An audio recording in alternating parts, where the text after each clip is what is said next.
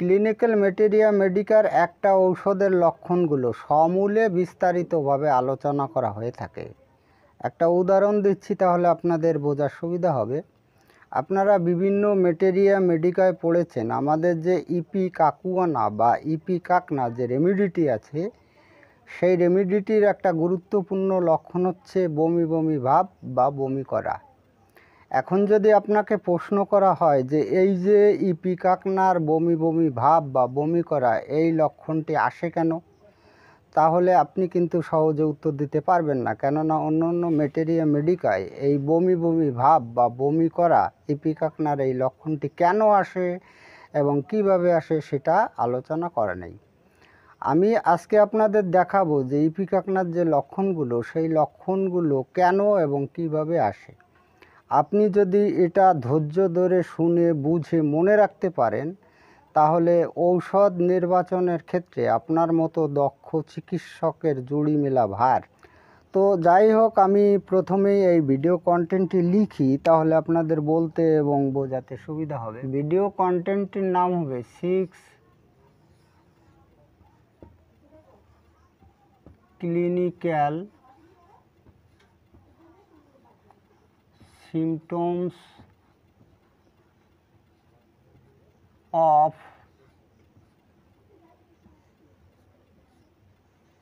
ইপিকাকুয়ানা।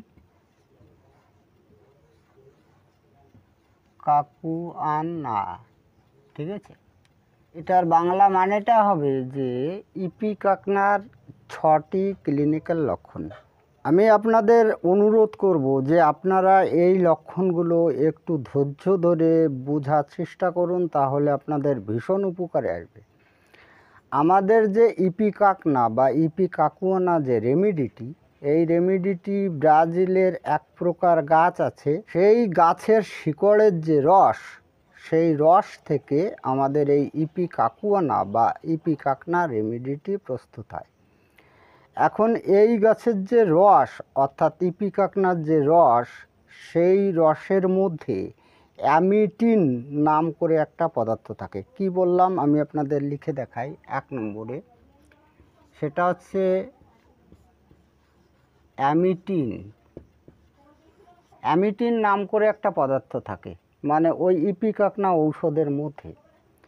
এখন এই অ্যামিটিন যে পদার্থটি, এই পদার্থটি আমাদের যে পাকস্থলী আছে, সেই পাকস্থলীর উপর ক্রিয়া প্রকাশ করে। তো এখানে লিখি পাকস্থলী মানে হচ্ছে স্টমাক। ঠিক আছে, স্টমাকের উপর ক্রিয়া প্রকাশ করে। এই ক্রিয়া প্রকাশ করার পর বমি বমি, এখানে 2 লিখে দিতে হলে বমি বমি ভাব অথবা বমি উৎপন্ন করে। তাহলে বোঝা গেল। দেখুন, এই যে আমাদের যে ইপিকাকনা রেমিডিটি, এই ইপিকাকনা রেমিডিটির মধ্যে এই অ্যামিটিন নাম করে একটা পদার্থ থাকে। এই অ্যামিটিন এমনই একটা পদার্থ, যদি এই অ্যামিটিন পদার্থটি আপনার নাকের কাছে ধরা হয়, তাহলে নাকের মধ্যে দিয়ে পাকস্থলীতে যাওয়ার সঙ্গে সঙ্গে আপনার কিন্তু বমি বমি ভাবে সৃষ্টি হবে। তাহলে আপনারা সুনিশ্চিত হলেন যে এই যে ইপিকাকনার যে লক্ষণটি বমি বমি ভাব, সেটা কেন হয়। প্রথমে হচ্ছে এই অ্যামিটিন নাম করে একটা পদার্থ থাকে এই ইপিকাকনা ঔষধের মধ্যে, সেই পদার্থটি পাকস্থলীর উপর ক্রিয়া করে, তারপরে বমি বমি ভাব বা বমি করা এই লক্ষণটি প্রকাশ করে।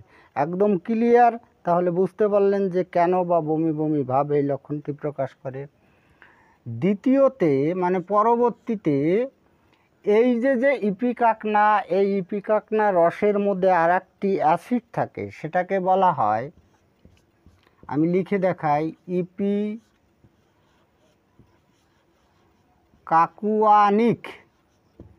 ইপিকাকুয়ানিক অ্যাসিড। ঠিক আছে, অ্যাসিড থাকে। এটা হচ্ছে এক প্রকার অ্যাসিড। যেমন এই পদার্থটি স্টমাকে কিন্তু ক্রিয়া প্রকাশ করেছিল।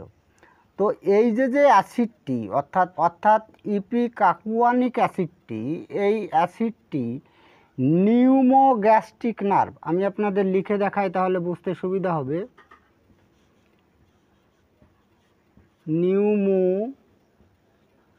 এই পাশে লিখি গ্যাস্ট্রিক নিমোগ্যাস্ট্রিক নার্ভের উপর ক্রিয়া করে। মানে এই পদার্থটি, মানে এই অ্যাসিডটি নিমোগ্যাস্ট্রিক নার্ভের উপর ক্রিয়া প্রকাশ করে। এর ফলে কি করে যে আপেক্ষিক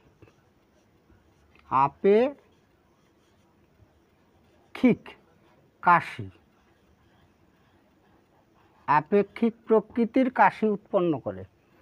এই যে আপেক্ষিক প্রকৃতির কাশি, এই কাশিটা কীরকম? এই কাশিটি সাধারণত শিশুদের হয়। মানে কাশির পরে কাশি, কাশি শেষ হতে চায় না, এই প্রকার কাশি। মানে এত পরিমাণে শিশুদের কাশি হয় যে কাশতে কাশতে শিশু কিন্তু দম বন্ধের ভাব হয়, কাশতে কাশতে শিশুর সমস্ত বডি শক্ত হয়ে যায় এবং কাশতে কাশতে মুখমণ্ডল নীলবর্ণ হয়ে যায়। মানে এটা হচ্ছে যে এই অ্যাসিডটি ক্রিয়া করে হচ্ছে নিমোগ্যাস্ট্রিক নার্ভের উপর, তার ফলশ্রুতিতে এই আপেক্ষিক প্রকৃতির কাশি উৎপন্ন করে। সর্বশেষে সেটা হচ্ছে নাম্বার 3-তে, সর্বশেষে আমাদের যে মিউকাস মেমব্রেন আছে, আমি আপনাদের লিখে দেখাই। মিউকাস মেমব্রেনস,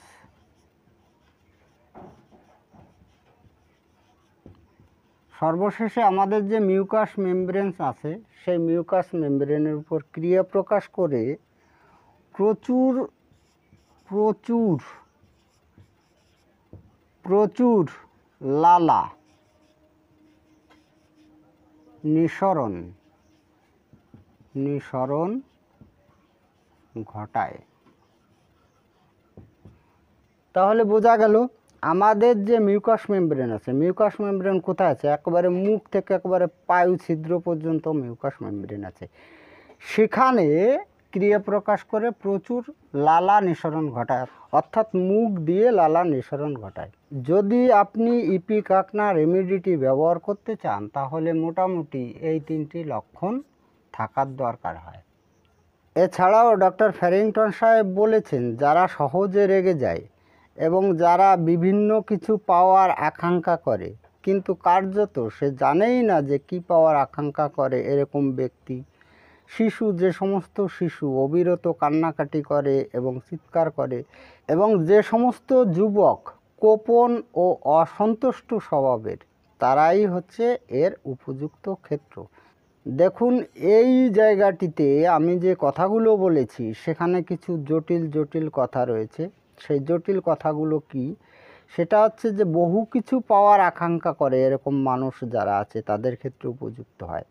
এই ঘটনাটি প্রায় শিশুদের ক্ষেত্রে ঘটে। ইপিকাকনার যদি শিশু হয় তাহলে সে সারাদিন ঘ্যান ঘ্যান করে। আপনি গিয়ে দেখবেন হয়তো কোনো খেলনা দেখে সে বাচ্চাটি পাওয়ার আকাঙ্ক্ষা করছে, আপনি সে খেলনাটি দেবেন, তার পছন্দ হবে না, ছুঁড়ে ফেলে দেবে। আবার হয়তো কোনো একটা জিনিস দেখে সে কিন্তু ওরকম ঘ্যান ঘ্যান বা কান্নাকাটি করবে, আপনি সেই জিনিসটা দিলেন, পুনরায় সেই জিনিসটা ছুঁড়ে ফেলে দিল।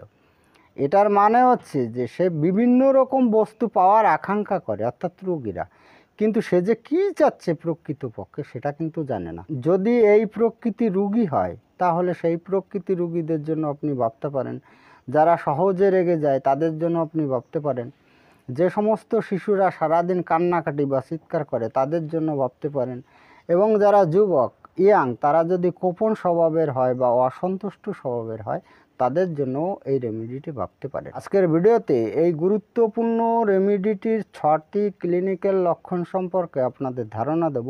ভিডিওটি ভালো লাগলে লাইক, কমেন্ট, শেয়ার করবেন এবং আপনি যদি এই চ্যানেলে নতুন এসে থাকেন তাহলে চ্যানেলটিকে সাবস্ক্রাইব করে রাখবেন পরবর্তীতে নতুন ভিডিওর নোটিফিকেশন সবার আগে পাওয়ার জন্য।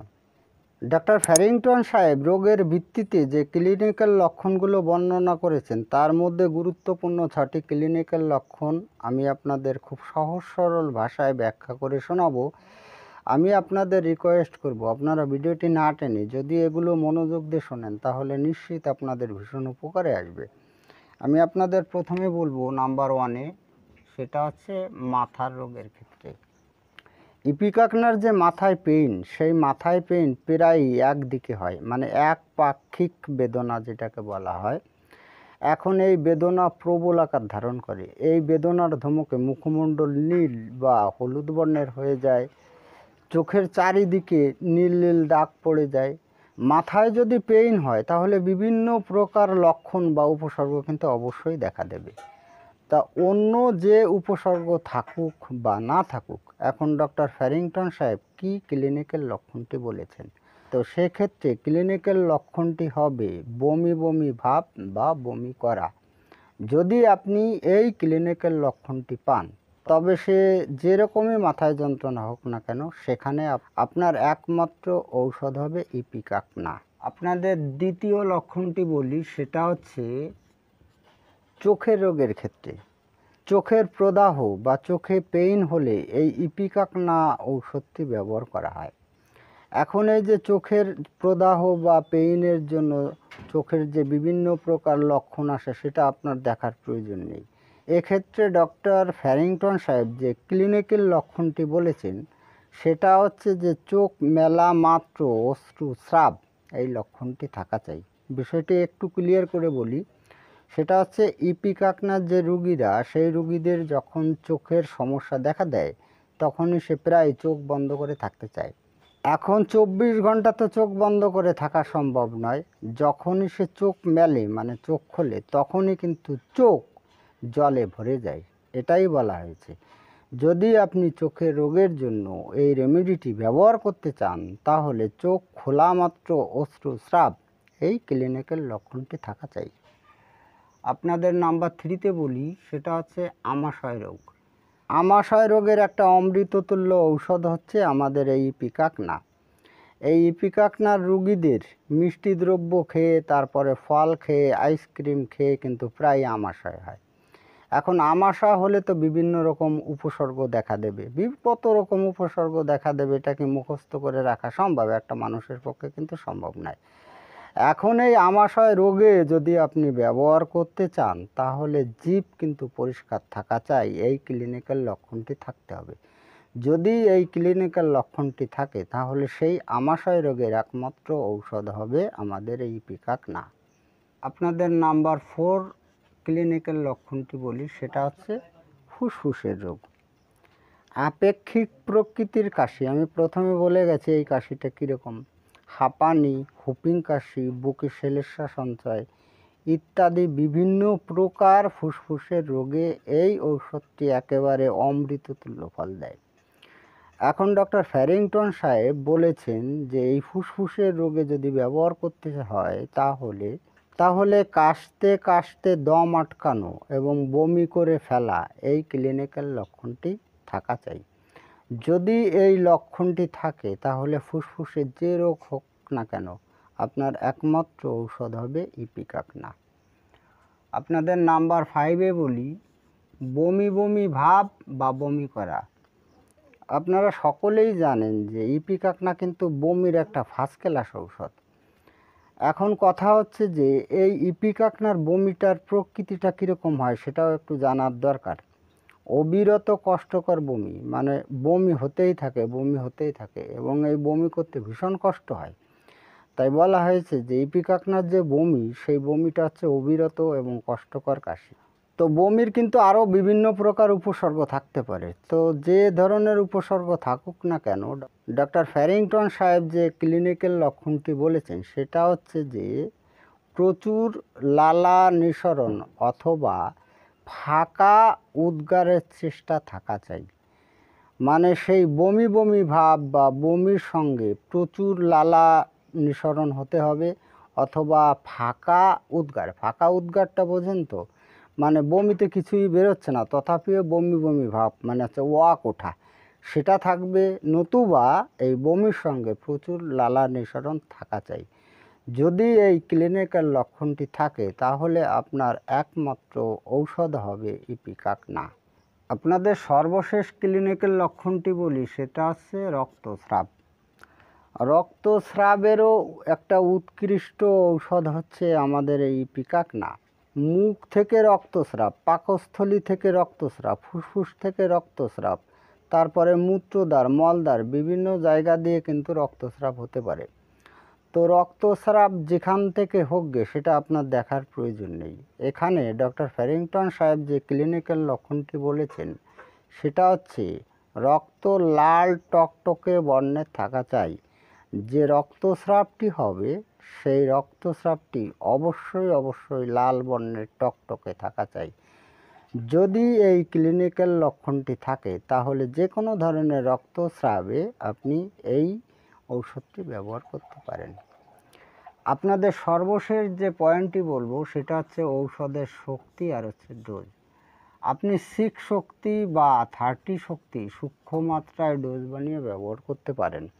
সূক্ষ্ম মাত্রায় ডোজটি আপনি কিভাবে বানাবেন আমি অনেক ভিডিওতে বলে দিয়েছি। এখন যদি আপনি 6 শক্তি ব্যবহার করতে চান তাহলে অর্ডিনারিভাবে দিনে 3 থেকে 4 বার ব্যবহার করতে পারেন। আর যদি 30 শক্তি ব্যবহার করতে চান তাহলে দিনে 2 বার ব্যবহার করতে পারেন। আমি যেভাবে সূক্ষ্ম মাত্রায় ডোজ বানানোর কথা বলি, আপনি যদি এইভাবে ডোজ বানিয়ে নেন তাহলে প্রয়োজন বোধে এই মাত্রাটা বাড়াতে পারেন। অর্থাৎ 2 বারের জায়গা 3 বার এবং 4 বারের জায়গা 5 বারও ব্যবহার করতে পারেন, তাতে কোনো প্রকার অসুবিধা হবে না। যাই হোক, আজকে এই পর্যন্তই। খুব তাড়াতাড়ি ফিরে আসবো নতুন গুরুত্বপূর্ণ বিষয়বস্তুর ভিডিও নিয়ে। দেখা হচ্ছে নেক্সট ভিডিওতে। ততক্ষণ আপনারা ভালো ও সুস্থ থাকুন। জয় হ্যানিম্যান, জয় হোমিও।